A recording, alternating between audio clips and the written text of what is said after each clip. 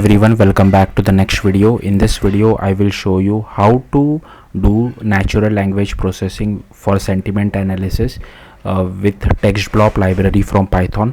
So this is completely open source. We don't need to call any API. Everything is on device, no cost involved.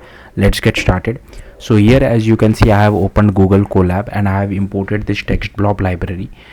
We also don't require pandas, so I can just remove this, and this is the text for which I need to determine whether this was positive, negative or neutral.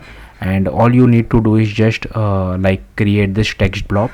Okay, and here I am just getting two things. First one is sentiment polarity, second one is sentiment subjectivity.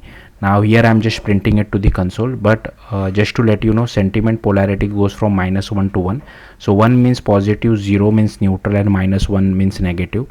Okay, the closer it is to 1, that means it is more positive. The closer it is to 0, that means it is more neutral, and the closer it is to -1, or if it is exactly equal to -1, that means it is negative.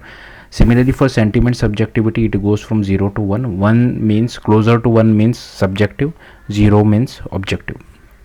So here you can see I have just run this application, run this code, and we are getting the sentiment polarity as well. So it is, I would say, closer to 0, because if you read the statement here, it says that your products are excellent, I really love the quality, however delivery to my location was a bit slow.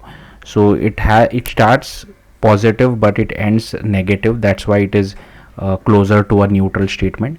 Now what if I write something like simple statements like text equal to I love you.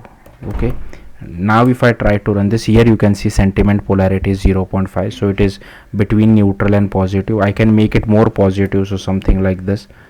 I'll make everything capital.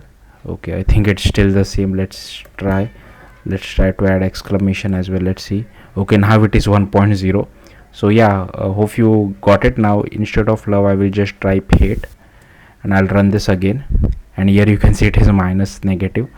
So I'll just move this. Let's see, now it is -0.8. so yeah, it is closer to -1. That means it is more negative. So yeah, that's how you can do sentiment analysis very easily with natural language processing with the help of TextBlob, with just on your device locally. Yeah, that's it. Thank you for watching. Bye.